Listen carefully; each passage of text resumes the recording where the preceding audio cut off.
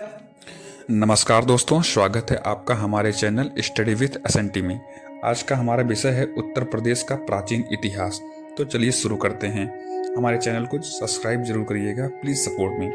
उत्तर प्रदेश में पुरातात्विक उत्खनन से पाषाणकालीन इतिहास की जानकारी प्राप्त हुई है। उत्तर प्रदेश में पाषाणकालीन मानव गतिविधियों के अधिकांशतः साक्ष्य विंध्य पर्वत से सटे इलाकों से प्राप्त हुए हैं। पूरा पाषाण काल उत्तर प्रदेश के बेलन नदी घाटी, सोनभद्र की सिंगरौली घाटी व चंदौली के चकिया से पूरा पाषाण काल के अवशेष प्राप्त हुए हैं। बेलन नदी घाटी के चौपानी, मांडू व लोहदा नाला नामक स्थल से पूरा पाषाण काल से संबंधित जानकारी प्राप्त हुई है।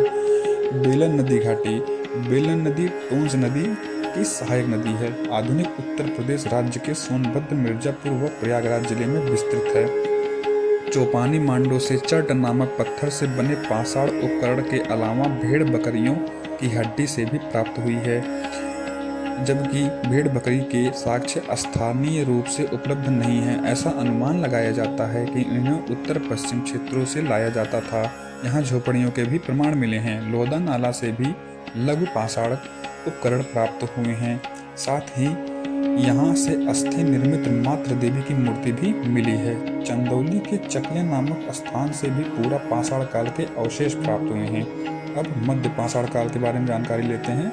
उत्तर प्रदेश से विंध्य एवं मध्य गंगा घाटी क्षेत्र के मध्य पाषाण कालीन उपकरणों की दृष्टि से अत्यंत महत्वपूर्ण है। इस काल में उत्तर प्रदेश में मानव गतिविधियों का प्रसार हुआ है। इस काल से में विंध्य क्षेत्र के अंतर्गत प्रयागराज जिले की मेजा, करछना व 12 तहसील के साथ साथ मिर्जापुर व बुंदेलखंड के क्षेत्रों से मध्य पाषाण काल के अवशेष प्राप्त हुए हैं। इलाहाबाद विश्वविद्यालय के प्राचीन इतिहास विभाग की ओर से मिर्जापुर जिले में स्थित मोरहना पहाड़, बगही खेरा,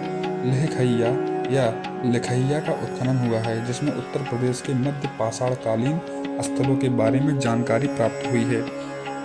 इनमें लेखैया एक महत्वपूर्ण स्थल है, क्योंकि इस स्थान से 17 नर कंकाल प्राप्त हुए हैं, जिनमें अधिकांशतः के सिर पश्चिम दिशा में स्थित हैं।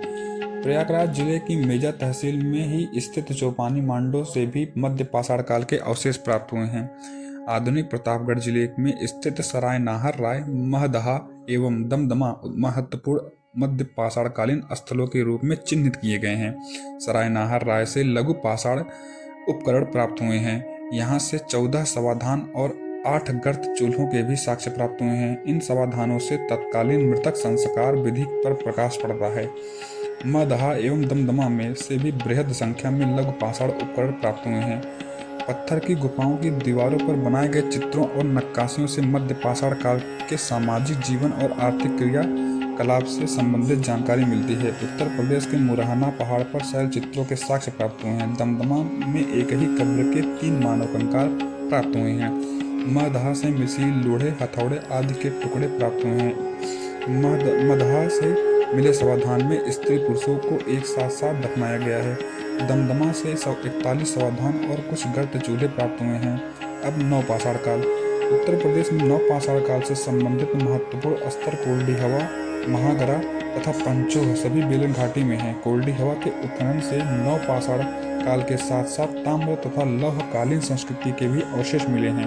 महागरा तथा पंचोह से केवल नव पाषाण कालीन अवशेष ही प्राप्त हुए हैं।